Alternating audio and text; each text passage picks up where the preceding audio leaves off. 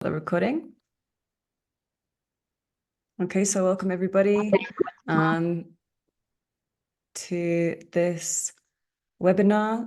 We're really excited to be doing this webinar today. This is the first of hopefully many on different topics that we feel are very pertinent at the moment to the community, to people who are looking to attend plant medicine ceremonies and build relationships with the medicines in a responsible and respectful way. So just to give you a little bit of an idea of how the session is going to work, we're going to be presenting some information. We don't have slides to share. We're just going to kind of keep it very personal, and there's going to be opportunity for more of a conversation after we finish presenting the information that we've prepared today. So we're going to try and shoot for about 45 minutes of us presenting the information, leaving around 45 minutes for a quick Q&A after that as well. So yeah, amazing. Welcome everybody. Before we get started, we'll just do an introduction for those of you who don't know us. So Ivailo and I will be running the session today.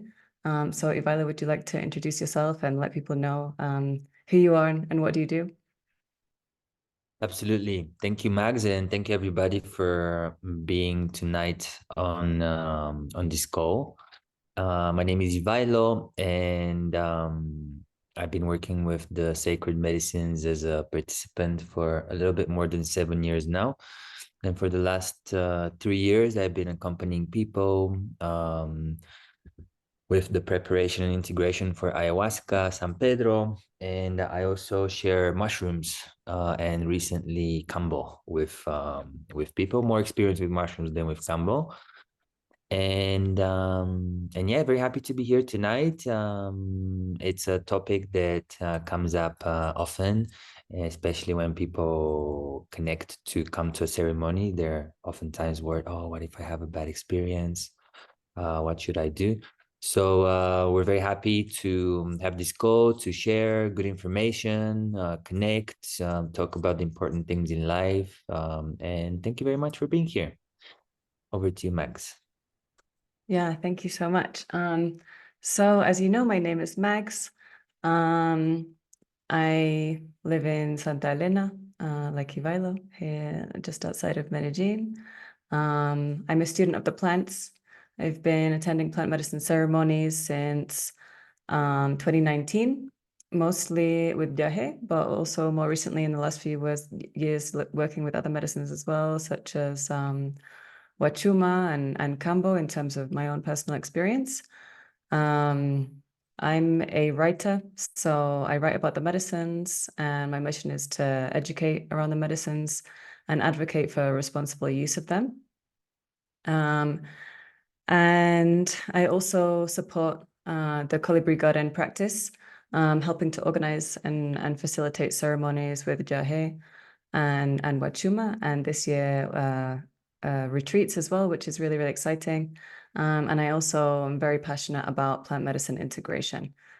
So supporting people in the before and the after of plant medicine experiences, which can be really key to having a beneficial, good experience, as we'll get a little bit more into as we go through the webinar. But yeah, I'm really, really happy to be here, really happy to be talking about this topic today. I'm going to go ahead and get started with the content in the interest of time to make sure that we have enough time to get through everything. But if anybody who's recently joined feels like sharing in the chat where you're calling in from and introducing yourself, and anything else you might want to share about yourself, feel free to go ahead. So before we actually get into the how of how to not have a bad experience with plant medicines, I think it's really important that we define what a bad experience actually is, because especially for people who might not have that much experience with the medicines and attending ceremonies, it's easy to get mixed up between a bad experience and a very challenging experience. Apologies that this light is going a little bit crazy over here, but hopefully it's not too distracting. So bad experiences are not the same as challenging experiences. Challenging experiences, and those of you who've had intentional journeys with plant medicines will know this, challenging experiences can often actually be very, very positive and also oftentimes the most impactful type of experience that we can have. So what actually happens when we have a bad experience? Bad experiences happen when we drink medicines with facilitators who do not have proper training and cannot keep us spiritually and energetically safe. And this is even if they have the best intentions, even if they believe that they're doing, things the right way and they're doing honest work and they have our best intentions in mind. If they don't have the proper training to understand how to hold that space energetically, spiritually, and how to support the participants in a safe way, then things can occur, which like adverse events can occur, which are not conducive to having positive experiences where participants feel safe. Bad experiences can happen when we drink medicine with facilitators who exploit, abuse, or manipulate participants or other guides. So unfortunately, with the prevalence of plant medicine ceremonies, the growth in their popularity and the opportunities that come from this boom in plant medicine tourism, especially with medicines like ayahuasca, yeah, just as a side note, we're going to be talking about different types of medicines and different medicine ceremonies. Ayahuasca is really a big one, but this could also happen in mushroom ceremonies, bufo ceremonies, wachuma ceremonies, any environment where you're going to a different place to enter into an altered state by taking a medicine. So unfortunately, as I was saying, because there's been a boom in interest and popularity in attending these types of retreats and ceremonies, a lot of people are taking advantage of this and basically using this as an opportunity to put themselves in a position of power and using this as an opportunity to exploit or abuse those people who attend their ceremonies. Bad experiences can happen when we drink medicine without being truly ready for the experience or at a time when it's not right for us in our lives. So trauma happens when something happens to us that's too much for us to handle, too much for our nervous system to handle, and we're not able to process that in the moment.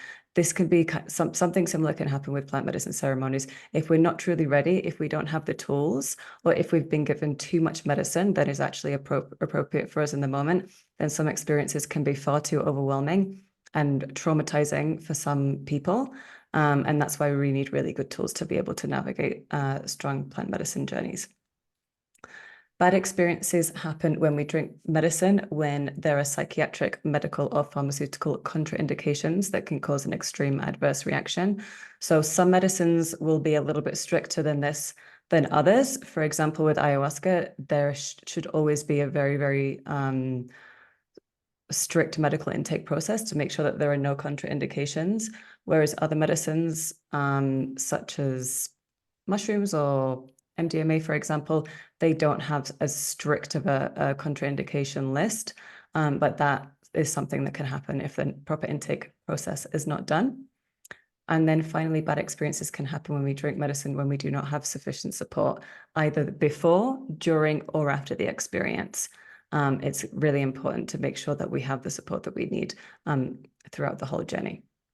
So how do we know that an experience was bad and not just challenging?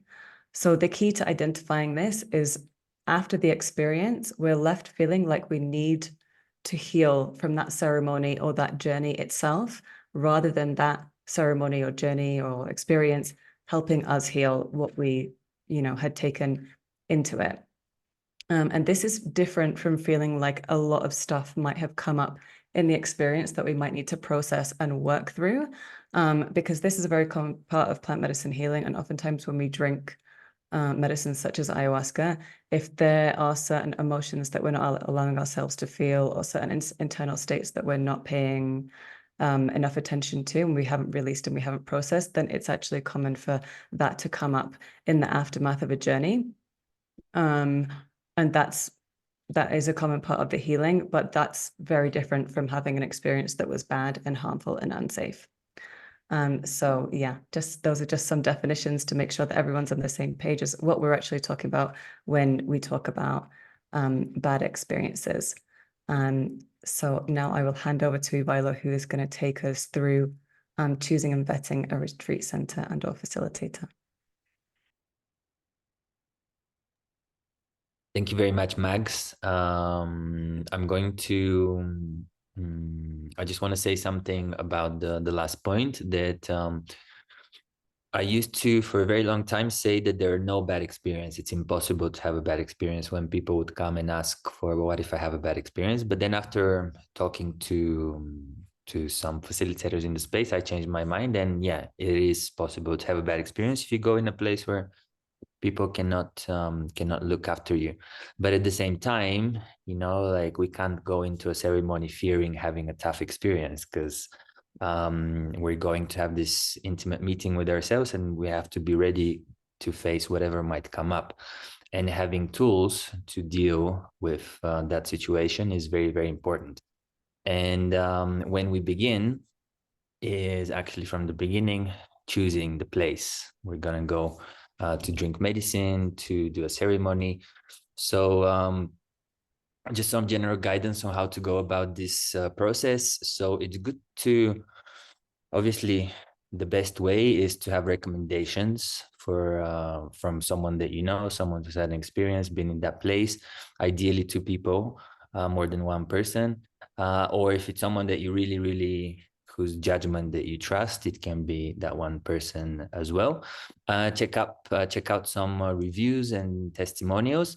Again, these are good, but not perhaps as powerful as the personal recommendation, because oftentimes with the reviews, like there are some retreats where people are stimulated to give reviews with a gift and stuff like that. So have a look at them, but be mindful. Most importantly is to phone them up, speak to them, send them an email, but really get on a call with the retreat center that you want to visit or the person that you want to work with. And as a rule of thumb, someone who's in integrity with the medicine, they will make the time to speak to you, or there will be some kind of a process where someone should speak to you, even if not the person who's giving the medicine, someone who's organizing the retreat or is part of the support team to answer your questions. And people who do things well, they would be happy to answer any questions you might have. So notice that as well, like how inviting they are to you asking questions. Some things that you can ask when you speak to them is how long have the facilitators, medicine person, been in training? How did they train? If they follow a particular tradition, like depending on the medicine they work with.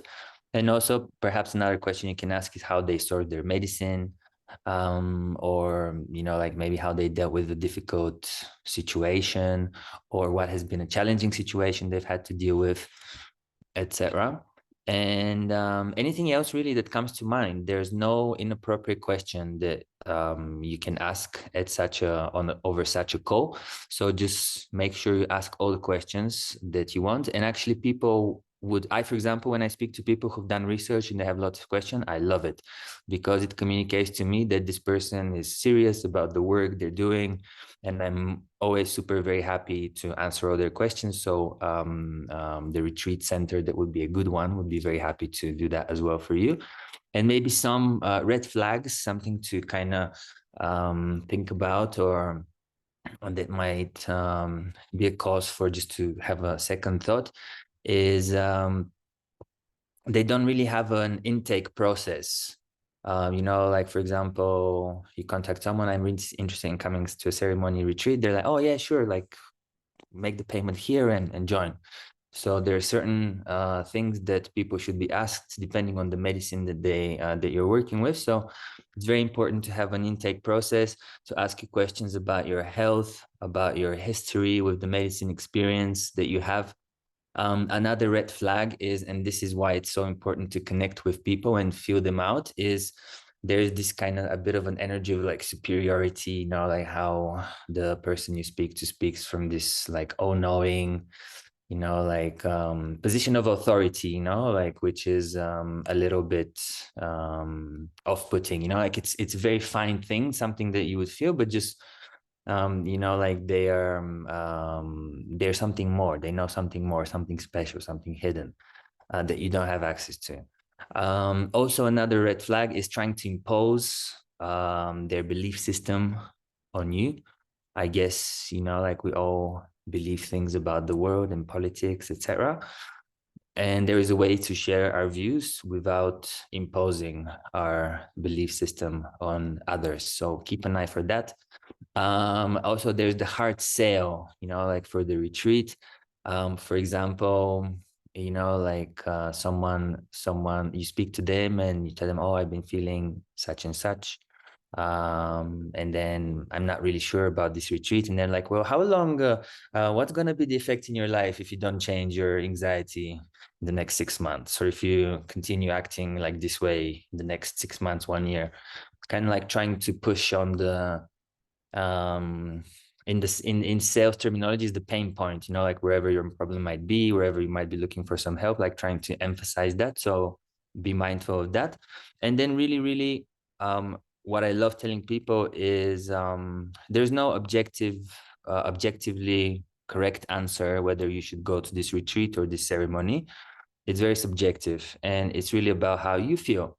Do you feel relaxed? Do you feel trust in these people? What's the vibe that they give you? So just encouraging you to follow your own intuition as well. And handing back over to you, Mags, for anything you want to add, and then take us through to the next point. Yeah, I think you really covered everything there, especially that final point on just focusing on your intuition. If there's something deep down that's telling you a no, but maybe, you know, other people are saying like, no, come, let's go together, or you just something in your gut is telling you that it's not right, then yeah, it's not a good place to go with. So next up, we're going to talk about how to know it's the right time to sit with medicine versus when to sit it out. So let's say you found a place, you found a center, you found a facilitator, and now you're wondering whether or not right now is the right time, or if this is something that maybe you should leave for another moment. So first of all, you know it's the right time to sit with medicine if you feel, like I was mentioning, that very strong internal call to go and sit with the medicine. This is something that nobody else can tell you you should do. Nobody else can tell you that it's the right moment. Nobody else can tell you that it's not the right moment. Only we know when it's the right time to go and sit with medicine. You feel deeply that it's the right time. And you have a solid intention. This is really, really important for plant medicine work, especially the medicines that are not so recreational, such as, you know, ayahuasca and, you know, high dose of mushrooms and wachuma or iboga, medicines like that, that can be very big experiences. So yeah, really, really important to make sure that you have that solid intention and you know why you want to go and sit with the medicine. The universe might be sending you signs. You know, this happens a lot when people say, like, how do I know that I'm receiving the call to go and drink ayahuasca, for example? Maybe it's coming up in conversations repeatedly. Maybe people are mentioning it to you. Maybe you're seeing articles written about it. Maybe you're just kind of like seeing it everywhere and you're like, wow, this medicine is really, really present for me in my life at the moment. That might also be a sign that it's a good moment if you're already feeling that internal pull. Also, if the dates just seem to fall into place, and you don't necessarily have to force making it work in terms of like the logistics and the dates and like getting to the place and everything working out with everything else that you have going on in your life, that's also a really good sign. If it's something that you have to really force, like maybe cancel other plans, or you repeatedly keep trying to do something and something's getting in the way, that might be a sign that it's, you know, it's good to wait it out for a little bit.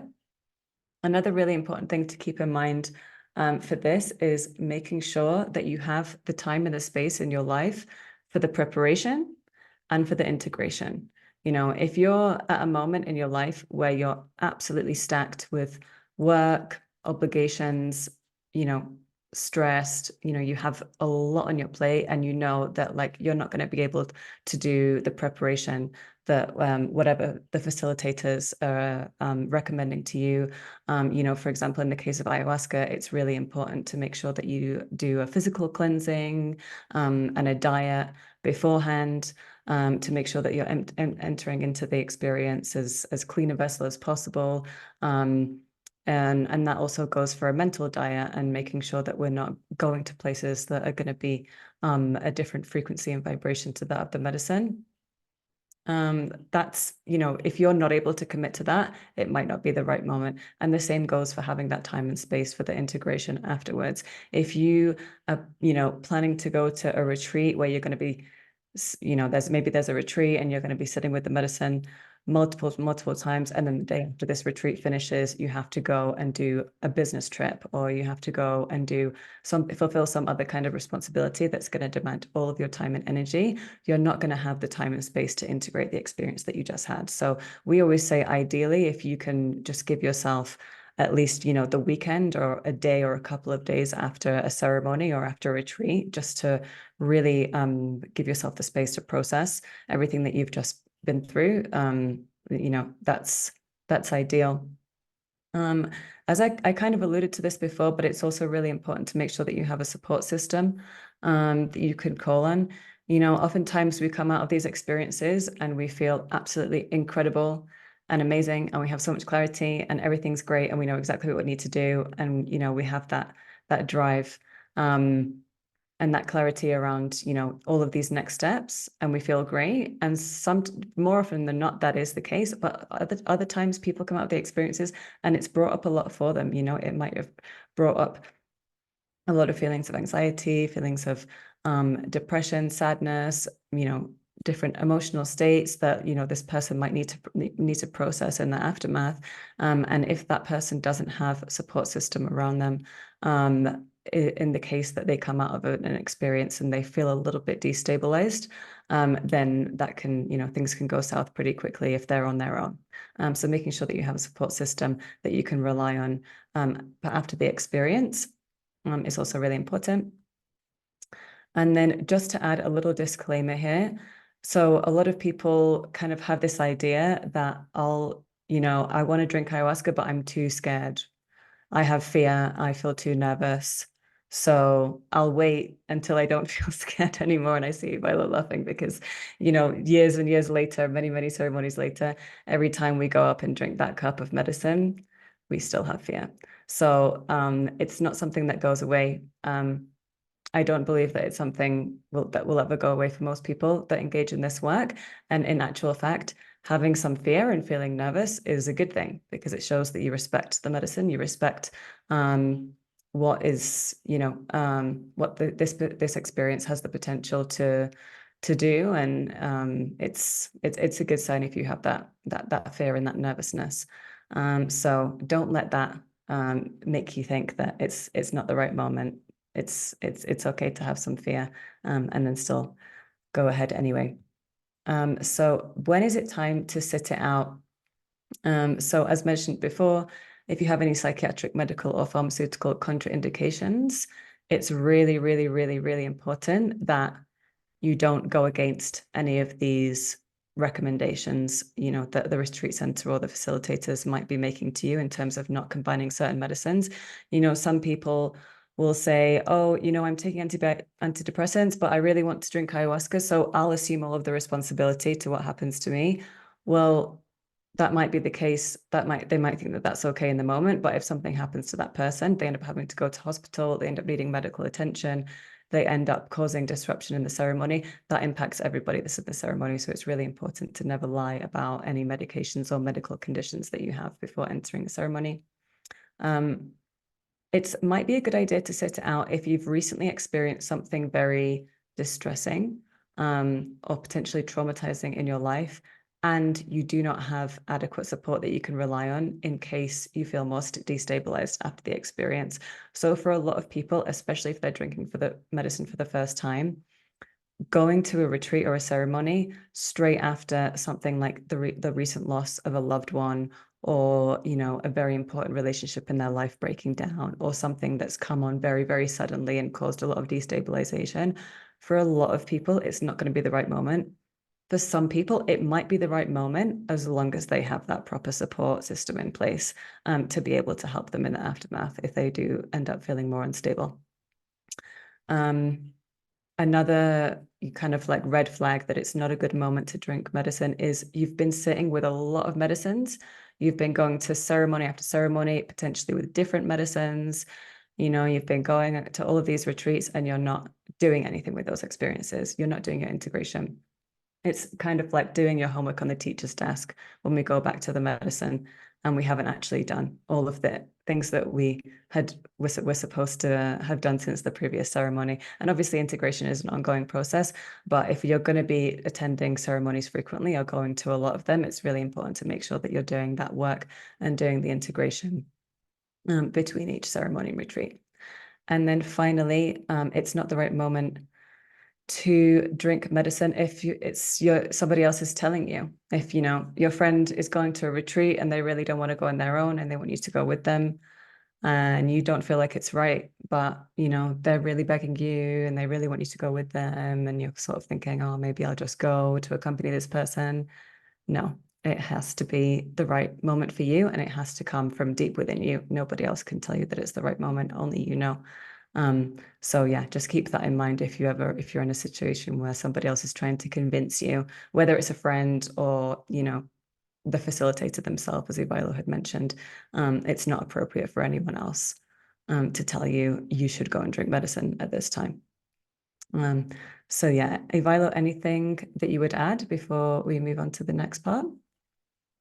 I wanted to add something about if something very intense has happened in your life, it's not perhaps the best moment, because we talked about the things we want to share at the webinar with Max beforehand, and at this point, it was originally, you know, like the point that you shouldn't have ceremony when there's this traumatic experience, etc.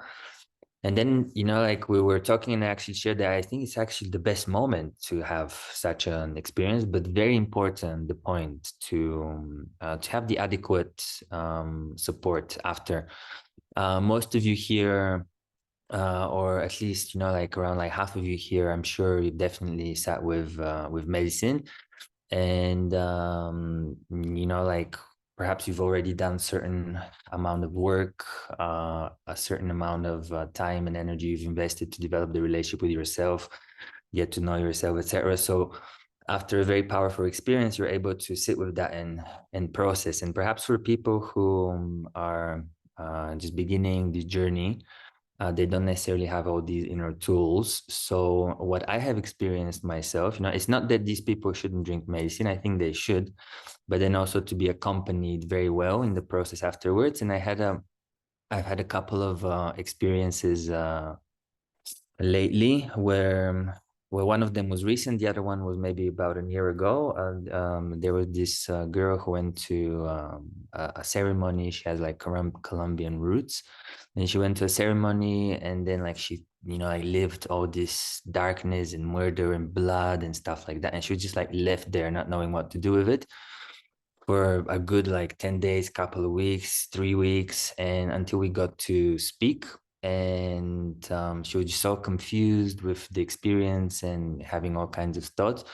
And after talking, well, of course it makes sense, you know, like because that she would see all this blood and murder and all these things, because her family fled from Colombia in the 80s because they received death threats, you know, like their family, and there was all this energy stored. And there was another person. So it's like after having the conversation, she was like, "Oh, amazing," you know, like so she can give meaning to it that is positive. And then another situation is recently I did a mushroom journey with someone, and they had this amazing, you know, like experience of just reconnecting with the deep meaning and the divinity in life, etc. And then they went back to their everyday life, where they normal life, where they have all their have tos and all their obligations and responsibilities, and and things that they carry, you know, like, so we had the conversation, the person talking, well, wow, was this even real? What I experienced, was this just a figment of my imagination? The things that came to me, is it even real? How do I apply that? So again, after having this conversation, it was actually, yeah, of course, that's the moment of change, of transformation. You feel like everything is falling out of place, there's chaos, there's uncertainty. Very normal. Congratulations for being in that moment. So the adequate support, super important. Mostly for, I guess, you know, like if you were to recommend to people who you know that you care about to do such work, to make sure that they are accompanied in an adequate way. This so much for this point. Thank you, Max. That was good, really informative. I wanted to share next about the navigation tips. People like Sophie, who just came to a couple of ceremonies, would have recently heard these things. But it's very important, first of all, you know, like to avoid unnecessarily difficult experience. If once we've come to the good place, and you know, like we're safe, and we make sure that the people will take care of us in a good way, how to avoid an unnecessarily difficult experience. First of all, once we take the medicine, whatever the medicine is, we need to accept that we have to live through the experience. There's nothing that can be done to make it stop. And whatever comes, we're ready to accept it. There's also these anchors that we can say to each other in terms of reminding us that we're safe, that this is a temporary state. Wherever I may go, I will come back. I'm not going to die. I'm not going to go crazy. These are things that in extreme moments we can remind ourselves. Most importantly, I would say, to in those most challenging moments, the best thing is to say thank you. Thank you. Thank you, medicine. Thank you, spirit. Thank you for uh, helping me release what I'm releasing, or feel these long buried things, or have this new perspective, whatever it might be. Gratitude, and gratitude for the things we already have in our life that are really good. And key to all of this also happening is not resisting, surrendering.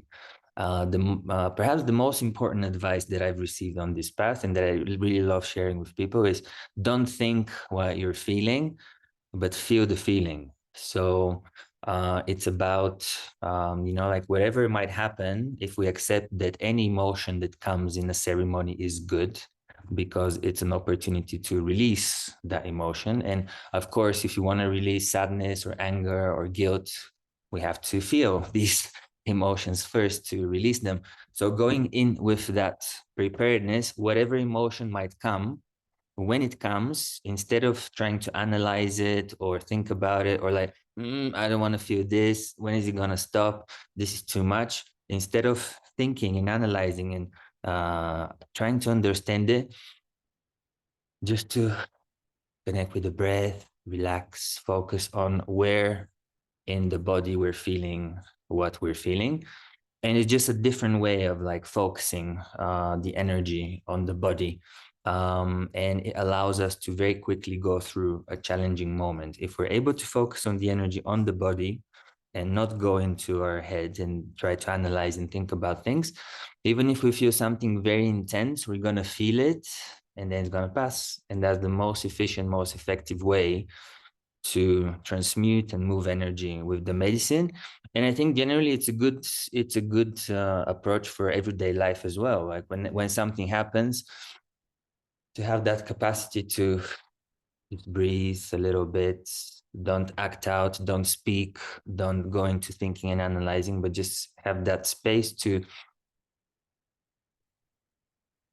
breathe and relax, connect with the body. A big part of all this work with the medicines and spirituality is connecting to the body, connecting to the intuition, connecting to, you know, like the wisdom that we already carry inside. Nothing that we can tell you or the medicine can tell you is not something that you already don't know.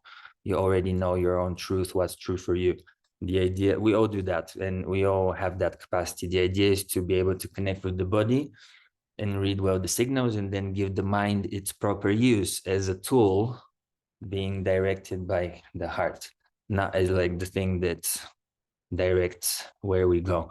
I think that's it on this part on the navigation. Passing back to Max. I think there's one last point, and then after that we can open for questions. Thank you, Max. Yeah, absolutely. Thank you.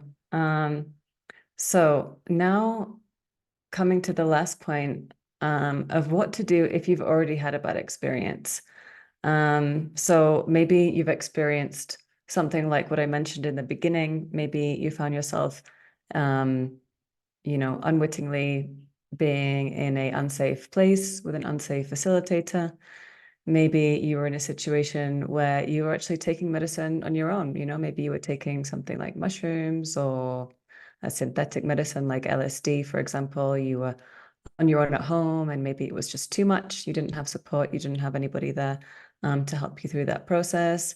Maybe somebody was exploitative or abusive towards you in a ceremony. Like I said, there are many different things that can happen that can result in bad experiences. If this has happened, what are some things that you can do in the aftermath to help you process and heal from that experience? So first of all, I want to emphasize that it's really, really important to not shame yourself for whatever choices you made that might have contributed to you finding yourself in that experience.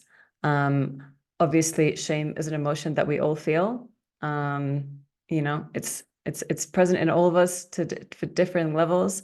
But it's not conducive to healing, and it's not conducive to accepting and releasing an experience like this. So really, really important to not shame yourself, guilt yourself, and make yourself wrong and put that blame on yourself for having had a bad experience.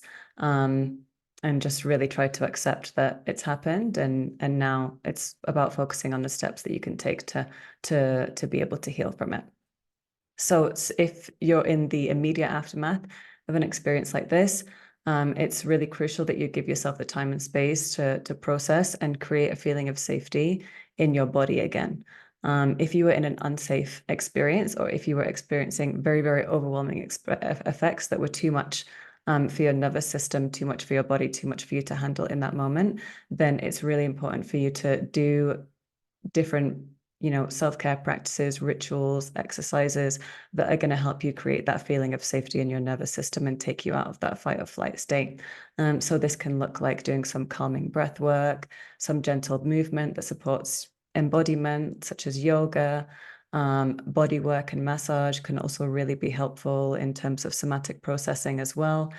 Spending time connecting to nature, grounding, putting your feet on the ground, and just really trying to get away. If you're living in a city, trying to get out into nature, get away from the denser energies of the city.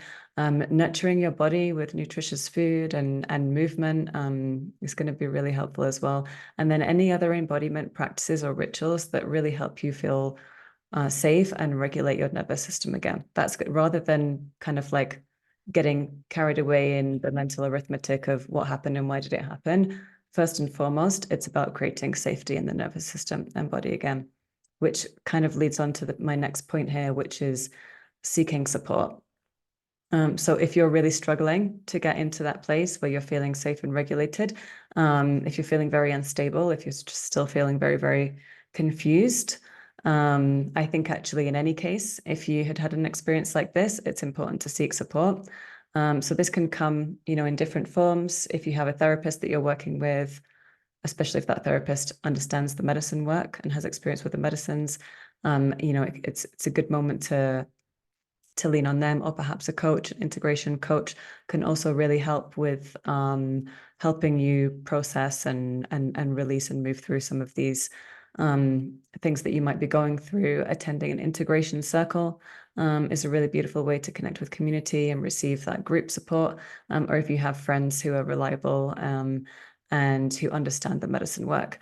Ideally, you don't want to rely solely on people who have not had experiences with medicines.